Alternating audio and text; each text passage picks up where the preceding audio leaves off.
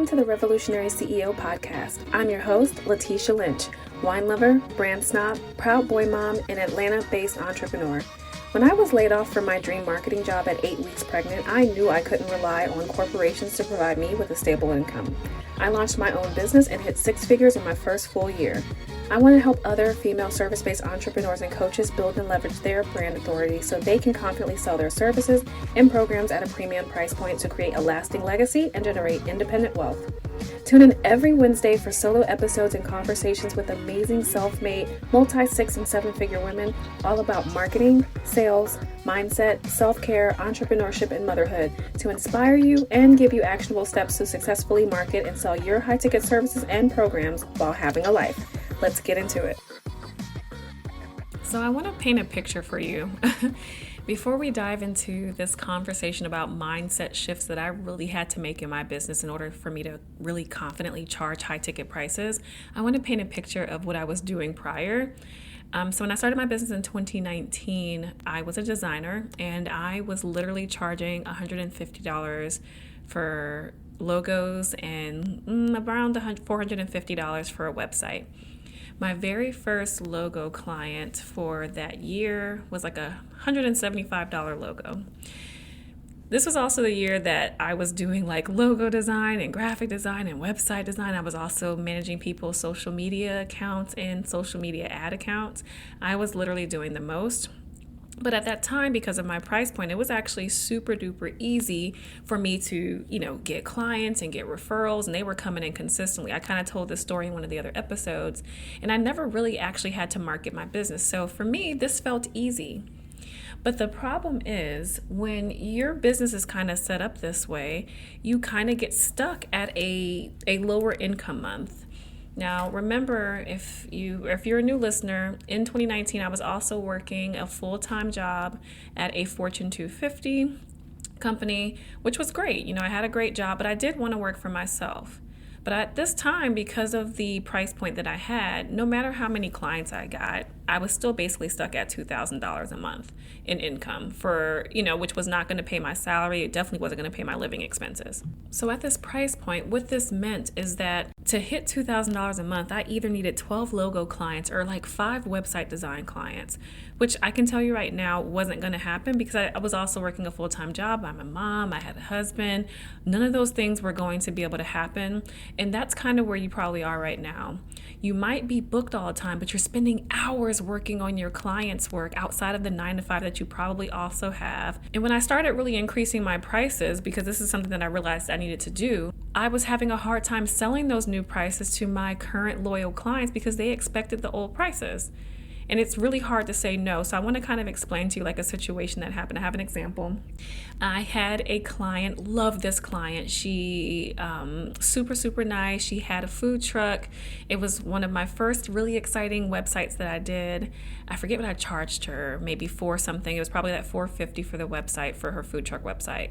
Now she was starting another business, which was exciting because it was like a beauty company. And I was looking forward to this design. But when I went to give her the new invoice, because this was going to have e-commerce and everything, she was like, oh my God, what is this like $900 price point, or $800 is what I increased the prices to. And I explained to her, well, this is, my prices have changed, as well as the fact that you have e-commerce. And she kind of explained to me, well, as I feel like as a loyal client, you would have grandfathered me in to the old prices. That's a big hit for me. I wasn't expecting that because I've already worked with you, so I know your prices. Now, as a young business owner, of course, I'm like, oh my God, is this how business works? Like, are you not allowed to increase your prices for old customers? What do I say to her? How do I have this conversation? So essentially what I told her is, look, it's e-commerce, so that's already different from what you had before. So there is going to still be an increase in price. But here, let me give you a discount, 20% off of the website design. And she accepted, and that became the new price point for just that client. But what this also made me realize is that I, first of all, was already undercharging before my old client hired me. And then I'm still undercharging. Even though I started increasing my prices, I was still undercharging at the new $800 price point. Come on, for a website, that's not a good price. And I started realizing I have to be okay with pricing myself out of my old clients' budgets. I had already had so many monthly contracts with repeat social media management clients and design clients with new projects that I had already kind of verbally agreed to work on. So with that one client, I did agree to grandfather her into the old prices, but really overcoming the fear of telling my old clients the new prices was the thing that I would rather do, because I could not maintain my business that way. I was just so afraid of what their response would be, and it was at the detriment of my own financial stability and my own mental fatigue. Mind you guys, I was still working a full-time job and I had a kid. So basically I would be working my full-time job from 9 to 5. I picked my kid up from school at 5. It was like a 15-minute drive. So that's like a 30+ minute round trip. By the time I would get home and really get settled in, it would be 6 p.m. I had to hurry up and feed him. And then by 7 o'clock, he was going to bed. And then I would work from 7 p.m. until midnight, sometimes 1, and if I'm being honest, 2 or 3 to do my design work. And then that whole process would start over. And then I was working on the weekends because that would give me basically a full-time day to work on my business. Imagine me doing that for an entire year. It would have killed me. Even just doing this for 6 months was just too much for me to even deal with. So what you have to do is accept the fact that there will be clients that you can no longer serve because you priced yourself out of their old price range. You have to learn that it's okay to lose clients at your old prices to actually make room for the new clients at the new price point that you need to be charging to have stability, to value your offers, and for your bandwidth of things that you can actually handle and take on. Because you only have so much time in a day. It's also just a fact of life that as a CEO, you have to have tough conversations with people about your boundaries and your decisions. And it's fine for you to decide that you no longer want to offer a service. If you want to cancel a service right now today, then you can do that. It's also fine to decide that you will no longer accept below market value prices for the services or your intellectual property. I just want you guys to realize that a lot of the times when we're pricing our services, there's a mindset that we have, and it's one of the biggest inhibitors to the success of business owners actually increasing their prices and sticking with it. So today I wanted to give you 5 mindset shifts that you really need to make to confidently charge high ticket prices. So often the thought is, if I increase my prices, I'll price myself out of business. Or the assumption is nobody would pay that high of a price. But I want the saying for my podcast to be like, if I could have a saying that everyone knew my podcast for as a high ticket service provider, or for someone who's at a newbie at charging like premium prices, I want to say that my saying is, we look at facts, not fears, when making high ticket and premium business decisions. I'm going to say that again because I really want this to be something like, oh my God, when you listen to Letitia's podcast, remember that we look at facts and not fears when making high ticket and premium business decisions. That's our saying, guys. All right, so let's talk about 5 mindset shifts that you need to make so that you can confidently charge high ticket prices. The first one is know the value of all the features of your service. Knowing how much another contractor would charge for your service offering will actually give you a major pricing confidence. So I'll give you an example. I had a website designer client who was a one-on-one coaching client. She was charging, oh my gosh, her work is gorgeous. She was charging like $1,700 for websites. And I'm like, first of all, at bare minimum, this should be at least $3,000, $4,000. And I was explaining to her why. I'm like, okay, so what are you doing what are the features? She's like, okay, well, I give them 5 pages of a website. There's basic SEO. So I said, stop right there. You're doing basic SEO. Let's look up how much an SEO specialist makes. SEO specialist made like, I don't know, $60,000, $70,000 a year. I averaged that out. I'm like, so every single month this person is pulling in $4,000, $5,000 a month, and you're not even close to pulling that in. So then we would look at something else. I'm like, okay, what else you were doing? She's like, well, I'm kind of doing some of the copywriting. Okay, let's look at a copywriting person. So now that person's making $35,000, $40,000, $45,000 a year. That's another salary. I'm like, so in one person, they have a website designer. Let's look at the salary of a website designer. So we looked at the salary of a website designer. We added on the salary of an SEO specialist. We added on the salary of a copywriter. And I'm like, so if that one person was qualified to do all that, that person would make, 6 figures plus. And here you are pulling in $40,000 a year max because of your price point. When you start looking at how much someone in the industries that you're doing work for, how much they would make, that should put into a better perspective, because what we do as business owners is forget that we would never take a job at a big company for the salary that we're paying ourselves. At one point as a designer, I was basically giving myself a $20,000 a year salary. But I mean, even just going to school, coming out of college and working for a few years, a basic low level, graphic designer was going to be making $40,000. I was making $20,000 based on how I was paying myself. So that first mindset shift is that you need to know the value of all of the features of your service and look at how much that value would be if that was a separate person doing that job, because you're saving those people money, not having to go get a copywriter, not having to go get an SEO specialist, and then not having to go find a separate designer. You're saving them all of that money, so you should be compensated for the savings that you're giving them. The second mindset shift is you need to get comfortable investing high ticket in your own business. Yes, if you are a cheap buyer, you'll probably attract other cheap clients. If you wouldn't dare spend $2,000 a month for a coach, then don't expect to be paid $2,000 a month as a coach. It's crazy to me when I see people asking for big prices, and then the second a service provider talks to them, it's like, oh, whoa, I can't pay that amount. Well, then why do you think you deserve to make that much? The same reason that you think you deserve to be paid that is the same reason that someone else is coming to you with that's the price point. And if you're too afraid to invest in your own business, imagine how people feel that you're trying to target. They're afraid too. What are you going to say to them? Well, I wouldn't do it either. Well, then they're never going to do business with you. You have to be comfortable investing in your business. This is how the world works. If you invest in college, so many business owners invest in college, and we will pay hundreds of thousands of dollars to go to college to get education for a job we don't even know we're going to get. But we won't even invest, $4,000, $10,000 in a coaching program where we know exactly what we're getting because we're working on our existing business.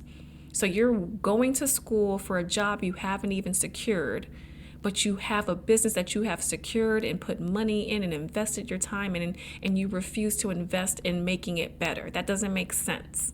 So you need to change your mindset around investing. The third thing is stop worrying about selling just the features and instead focus on selling the benefits. Now, this is a big thing for high ticket and premium. I'll give you an example. My mastermind, when I was, working on selling that, it comes with like two group calls a month. They get 2 one-on-one sessions. They get Slack, and all of those great things come with the program.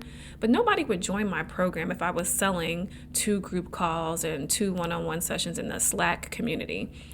You know why people buy the mastermind? Because I'm telling you, I am going to help you to learn to craft, launch, and successfully sell a premium service for $3,000 or more so that you can consistently hit 5-figure months. And I'm going to give you examples of how I've done it and how my clients have done it. So that's going to make you join that mastermind, not the fact that you're getting 2 monthly calls. That's just okay, that's how it works. I don't care about how it works. I want to know what's going to happen to me if I invest in it. And that's what you're selling when it comes to your high ticket and premium services. The fourth mindset shift is you have to remember your value is tied to more than just your confidence and your talents. So I hate when people say, know your worth, know your worth. A lot of times people don't know their worth. And you shouldn't be held responsible for your upbringing or the confidence that was bestowed upon you or just the confidence that you have in yourself or your self-esteem. You cannot price your business based on your self-esteem because sometimes we have low self-esteem. Sometimes we're not all that confident. So if we make all of our pricing decisions based on confidence, a lot of us wouldn't be making any money. And this is why I say we look at facts, not fears. Not the fear that I'm not good enough, but look at facts. And the facts are your value as a service provider is tied to the facts of education, experience, previous results you've gotten for people, or for yourself, successful projects you've completed. Those are facts that you need to look at when it comes to you pricing for your stuff. But the biggest fact of all, which is the fifth mindset shift, is you need to price with your end financial goal in mind and price your services to help you reach that goal. That is the biggest thing I want to leave you with today, is that you have to start pricing your services with your end financial goal in mind, meaning you should be able to pay your own personal expenses and your business expenses, including business taxes and that fancy coach that you want and that OBM you need so that you can get your work done. You should be able to pay your mortgage and keep the lights on and feed your children and send them to daycare or pay for school lunch, whatever it is that you need to do. At the end of the day, you have to price your business accordingly. So many of us are pricing based on what we just see in the industry, but if industry expert coach in my industry lives in Alabama and I'm an industry expert coach who lives in New York, my living expenses are vastly different from that person in Alabama. So when I'm targeting clients, I have to target New York clients. I have to target Chicago clients. I have to target San Francisco clients. I have to target, Seattle clients. I have to target Atlanta clients. I need to target clients in cities or areas that have a higher income threshold, because those are the people who can afford my services at the price point that I have to charge.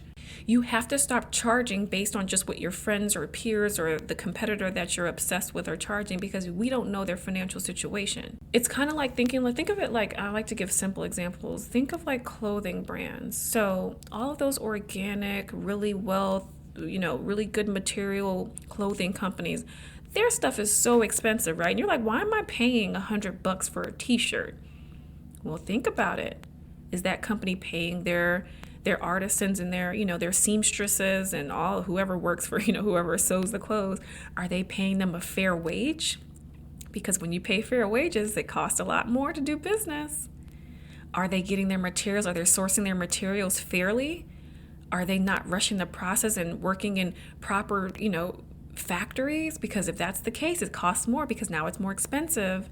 When you're not getting it from the black market or having children do the labor, it costs a lot more money to do business. Are they getting quality materials? Because that costs a lot more money. If it's organic, it takes a lot longer. It's more expensive. The materials cost more.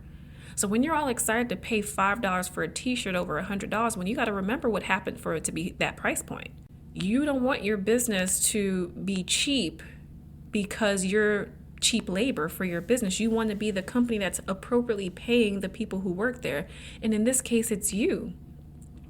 The problem that I see with so many of my female entrepreneurs, my CEOs, my business owners, is that we underprice ourselves to the point of not being profitable. And so many female business owners are not profitable. We go out of business. We are the ones that are making the most, starting the most companies, and we are the ones who are the least paid. And it's because of how we're pricing ourselves. You basically price yourself out of business. I wanted to have this conversation with you because so much of my podcast is going to be all about how to charge more. I had an episode already about how to brand your business so that it looks like it's a high ticket brand. But if you don't make these mindset shifts before you go into selling these prices, it's going to be really hard for you to stomach saying them on the phone, on a sales call. It's going to be hard for you to have a DM conversation when someone asks you the price. And if you can't say that price with confidence and understand why you're saying that price, knowing the value, understanding that it's an investment because you have the experience, knowing that you have bills to pay, and the only way that you can pay those bills is if your price point is where it is. If you can't say those prices, it's going to be really hard to close those sales. So a lot of times when you're not closing those sales at that higher ticket price, and I did pay for a designer, so my brand looks good. But once your brand looks good, what's your messaging like? How are you confident saying that price? Do you know why it's priced that way? When you have the confidence and change your mindset around these things that I talked about with you, these 5 things that I went over with you today, you're going to be okay. So as a recap, before I wrap up, the 5 mindset shifts you need to make are: you need to first know the value of the features of your service. You need to get comfortable with investing in high ticket in your own business. That's number 2. Number 3, you need to stop worrying about selling the features and instead focus on selling the benefits, the outcomes, the promise. Number 4, remember your value isn't tied to your confidence. It's tied to facts, like your education, your experience, the results you've gotten, successful projects you've completed. And the 5th mindset shift you need to make is that you have to price with your end financial goal in mind so that you can have a profitable business. If you love this episode as much as I have, then subscribe to the Revolutionary CEO podcast on iTunes and leave me a review to let me know what you enjoyed the most. For premium pricing and branding tips and training, connect with me on Instagram. I'm at Atelier Letitia. That's ATELIERLATESHA. And be sure to follow the podcast Instagram account at Revolutionary CEO to show my guests and me some love. Talk to you next week.